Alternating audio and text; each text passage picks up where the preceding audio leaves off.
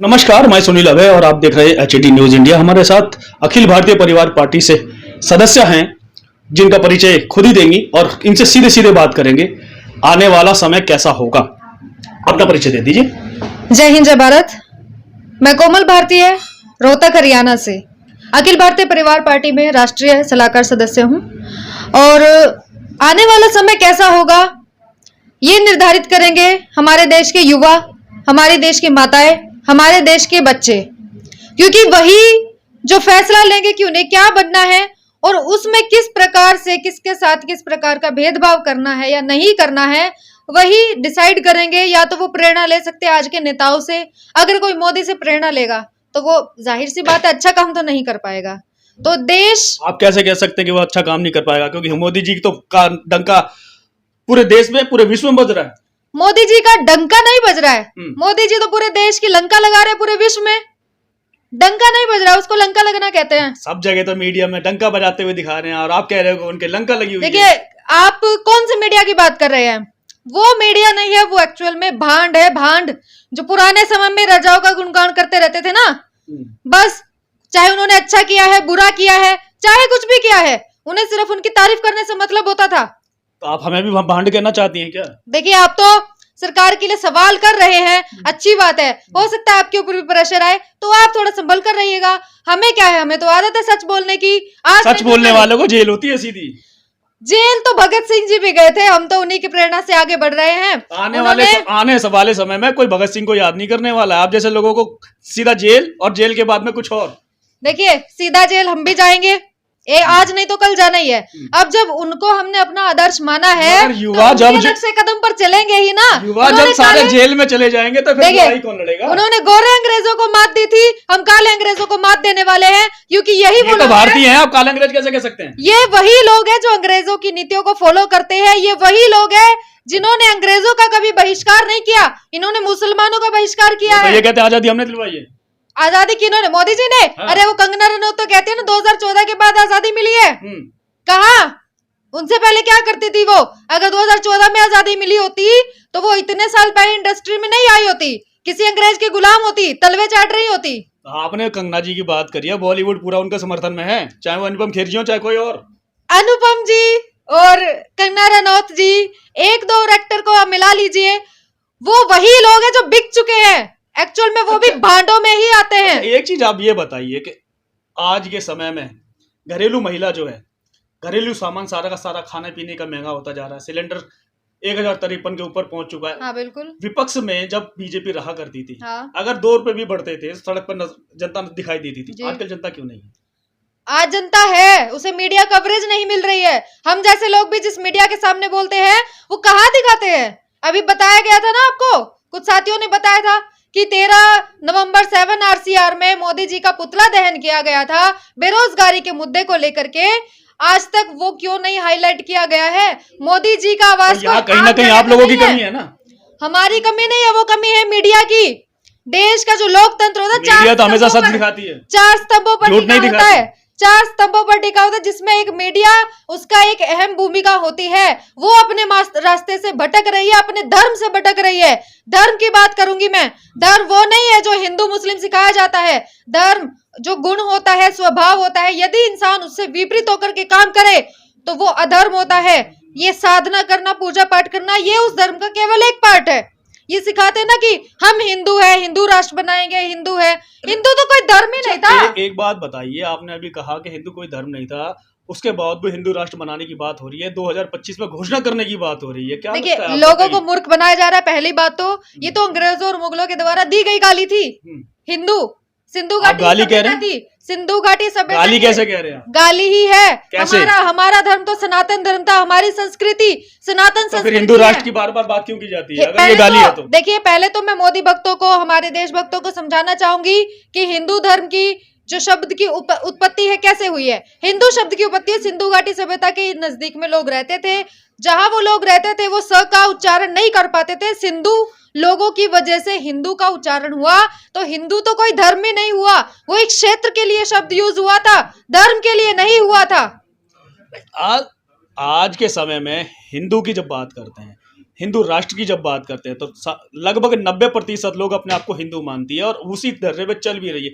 जो आदेश आता है सरकार की तरफ से उसके पीछे वो ऐसे चल देते हैं जैसे कि उन्हें महंगाई से, बेरोजगारी से कुछ लेना देना ही नहीं है। पहली बात तो 90% नहीं है, 80% तो लोग हिंदू है, जिसमें दलित भी शामिल है। दलितों को पहले तो हिंदुओं में नहीं लाया गया था, अब जब उन्हें वोट चाहिए थे तो उनको भी दलितों को हिंदुओं में शामिल कर दिया गया। वो तो मानते हैं ना अपने आप को। वो नहीं मानते हैं, उनको मनवाया जाता है कि जैसे मंदिरों में नहीं मानते तो सत्ता में उनको पहले अपना अलग मंदिर क्यों बनाना पड़ता था, अलग नदियों में क्यों नहाना पड़ता था, उनको क्यों पूजा आज भी भेदभाव देखने को मिल रहा है। उनको मंदिरों में नहीं घुसने दिया जाता, उनके साथ उत्पीड़न होता, फिर भी वो हिंदू हैं। वो हिंदू है, राजनेताओं ने उनको हिंदुओं की कैटेगरी में रखा है, इसलिए रखा है ताकि उनका वोट आप हिंदू बढ़ सके। आप अपना बताएं। देखिए मैं भारतीय हूँ और मैं आपका नाम, आपका पूरा नाम फिर से बता दीजिए। कोमल भारतीय। कोमल भारतीय, कोमल के नाम से तो हिंदू लगता है ना। देखिए मेरा नाम पूरा है कोमल भारतीय, मैं अपना सरनेम नहीं लगाती हूँ। तो भारतीय कोई ना तो कास्ट है ना कोई जाति है, भारतीय का मतलब यही तो इसका बड़प्पन है। इसमें हर धर्म आ गया, हर जाति के लोग आ गए, पूरी महानता बसी हुई है इस एक शब्द में, तो क्यों ना हम इसे स्वीकार कर लें। जिस देश में धर्म की राजनीति होती है तो वहाँ भारतीयता की राजनीति कैसे होगी? धर्म की राजनीति होती है, लेकिन जरूरी नहीं है कि यहाँ के लोग भी पूरे धार्मिक है। हमारा तो हिंदुस्तान का डीएनए ही सेक्युलर रहा है, तो यहाँ के लोग कैसे कट्टर हो सकते हैं? ये केवल 5% लोग हैं, मैं आपको बता दूं, 5% लोग हैं जो कट्टरता की बात करते हैं, नफरत फैलाने की बात करते हैं, लोगों को तोड़ने की बात करते हैं। 95% लोग, हम तो ग्राउंड लेवल पर काम करते हैं, तो ग्राउंड लेवल पर हमें यही रिपोर्ट मिलती है, सर्वे करते हैं कि लोग आपस में मिलजुल कर रहना चाहते हैं। 95% लोग सेक्युलर है, हर धर्म के लोग, एक शॉपकीपर है उसके यहाँ मुसलमान भी काम करता है, मुसलमान उसके यहाँ हिंदू भी काम करता है, सब प्रकार के लोग। महिलाओं को सबसे ज्यादा समस्या होती है, चाहे वो रिजर्वेशन का मामला हो, चाहे वो संसद का मामला हो, चाहे वो खाने पीने की चीजों का मामला, गरीब हो चाहे अमीर, पढ़ी लिखी हो या अनपढ़, सबको कहीं ना कहीं त्रासदी झेलनी पड़ती है। फिर भी महिलाएं आज की डेट में हर क्षेत्र में पीछे क्यों? महिलाएं हर क्षेत्र में पीछे केवल और केवल अपनी वजह से है। यदि वो डिसीजन ले कि उन्हें घर से बाहर निकलना है, क्योंकि बाबा साहब अम्बेडकर जी तो हमें अधिकार देकर चले गए हैं, उन्होंने संविधान लिखा, महिलाओं को अधिकार दिया, अब उनकी जिम्मेदारी है। देखिए घोड़े को तालाब तक लेकर जाया जा सकता है, पानी नहीं पिलाया जा सकता, कैसे पानी पिला देंगे उन्हें? तो ये अपने बाबा साहब अम्बेडकर की बात की है, उन्होंने अधिकार सबको दिए थे, फिर भी आज के समय में वही महिलाएं बाबा साहब अम्बेडकर की कोई बात मानना ही नहीं चाहती। क्यों? वो बात मानना नहीं चाहती या फिर उन्हें बात मानने नहीं दी जाती, दोनों बातों में बहुत अंतर है। आपका क्या अंतर है? ये जो मनुस्मृति वाली बातें हैं ना, ये जो धार्मिक बातें हैं जिनमें सिखाया गया है कि एक पत्नी का ये धर्म है, उसे यही करना है, 4 दीवारी में रहना है, ज्यादा पढ़ लिख जाएंगी तो ज्यादा होता है ना, संस्कार से हट जाएगी। आपका क्या मानना है, ये बताएं कि वो मानना नहीं चाहती या? मेरा मानना ये है कि कहीं ना कहीं और थोड़ी सी मानसिक बेड़ियां है जिन्होंने उनको जकड़ा हुआ है। जिस दिन ये कैसे टूटेगी बेड़ियां? उन्हें गुलामी का एहसास करवाना पड़ेगा।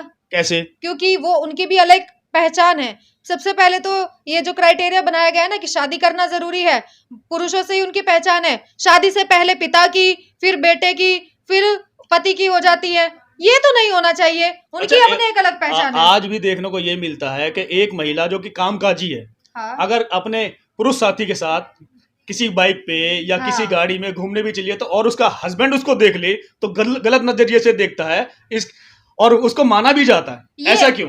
ये इसलिए है क्योंकि हमारा देश जो है हमेशा से पुरुष प्रधान देश रहा है, और ये जो है विडंबना हमें झेलनी पड़ेगी, और ये तब तक ही झेलेंगे जब तक कि कोई महिला आगे आकर के अपने अधिकारों की बात नहीं करेगी। हम सिर्फ समाज सुधारक के रूप में तो काम नहीं कर सकते ना। अधिकारों को बातों को बताएगा कौन, जताएगा कौन? क्योंकि आधी से ज्यादा महिलाएं तो अनपढ़ या कम पढ़ी लिखी हैं। आज के समय में सबके पास मोबाइल फोन है, किसी को अपने अधिकार जानने की जरूरत नहीं है। हम रील्स देख सकते हैं तो थोड़ा समय निकाल करके उस पे संविधान में जो हमारे अधिकार दिए गए हैं उसके लिए भी समय निकाल सकते हैं। उसका यूटिलाइजेशन क्यों नहीं किया जाता है? स्मृति ईरानी को देखिए, अब धर्म की बात कर रहे थे, सबसे ज्यादा धर्म भ्रष्ट तो वही करती है। उनकी बेटी बीफ का रेस्टोरेंट चला रही है, भाजपा के कार्यकर्ता पता नहीं ना जाने क्या क्या करते रहते हैं। स्मृति ईरानी जी कहती हैं वो पढ़ती हैं, कोई कारोबार नहीं चला रही हैं। देखिए कहने को तो कुछ भी कहा जा सकता है, अब ऐसी महिला पर कौन विश्वास करे जो अपने महिला साथी, उनके दोस्त के पति को ही जिन्होंने नहीं छोड़ा, तो उन पर कैसे हम विश्वास? वो तो अपने दोस्त के विश्वास पर खरी नहीं उतरे, हमारे विश्वास पर कैसे खरी उतरेंगे? अच्छा, एक आखिरी सवाल, जो महिलाएं आज भी घरों में रहती हैं, थोड़ा सा कम ज्ञान रखती है, उनको आप क्या संदेश देंगे? जो महिलाएं घरों में रहती है, ज्यादा पढ़ी लिखी नहीं है या पढ़ी लिखी है भी, हम उन तक पहुंच रहे हैं। और मैं जहां तक फील्ड पर उन तक नहीं जा पा रही हूँ, टीम नहीं जा पा रही है, उनके लिए यही संदेश है कि देश के भविष्य में आपका बहुत बड़ा योगदान है। वो योगदान किस प्रकार से मैं आपको बताती हूँ। आप एक बच्चे का पालन पोषण करती है, आप जिस परवरिश से उनको बड़ा करेंगी, जैसे संस्कार उनके अंदर डालेंगी, जैसी मानसिकता भरेंगी, वो बच्चा बड़ा होकर वैसा ही बनेगा। जैसे लक्ष्य का चुनाव करेगा, उसके दिमाग में जो आपने भरा होगा वह वैसा ही बर्ताव करेगा। तो देश का प्रधानमंत्री भी पहले एक बेटा ही था, हम भी किसी के बच्चे ही हैं, आज यहाँ बोल पा रहे, तो ये हमारे माँ बाप के संस्कार ही हैं। तो महिलाओं का बहुत बड़ा योगदान है, इसीलिए महिलाओं को भी संविधान को उनके अधिकार की जानने की जरूरत है और जागरूक होने की जरूरत है कि उन्हें अपने बच्चों को क्या सिखाना है। ज्यादा से ज्यादा शिक्षा की ओर अग्रसर होना है। महंगाई है, कुछ भी है, अन्याय को ना सहे, शोषण को ना सहे। आज समाज इतना जागरूक है कि आपकी कोई ना कोई मदद कर देगा, सब लोग आगे आने के लिए तैयार है, पर पहला कदम हमें उठाना पड़ेगा। चाहे मीलों का सफर हो, लेकिन शुरुआत पहले कदम से ही होती है। यही संदेश है मेरा भारत की महिलाओं के लिए। बहुत बड़ी बात की है कि महिलाओं को अगर अपना अधिकार और हक मानना है या मनवाना है, अपने एक जागरूकता लानी होगी, पहचान रखनी होगी और हर उस शोषण का जवाब देना पड़ेगा जो कि वो आज तक सहती आ रही है। इसी के साथ मैं सुनील अभय, HD न्यूज़ इंडिया।